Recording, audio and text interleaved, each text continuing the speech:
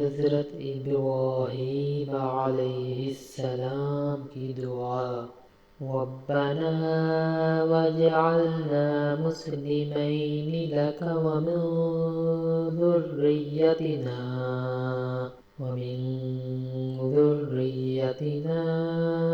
أمة مسلمة لك وأرنا مناسكنا وتب علينا إنك أنت التواب الرحيم۔ ترجمہ: اے پروردگار، ہم کو اپنا فرما بردار بنا اور ہماری اولاد میں سے بھی ایک گروہ کو اپنا مطیع بنائے رکھنا۔ ہمیں ہمارے طریق عبادت بتا اور ہمارے مال پر رحم کے ساتھ توجہ فرما دے، بے شک توجہ فرمانے والا مہربان ہے۔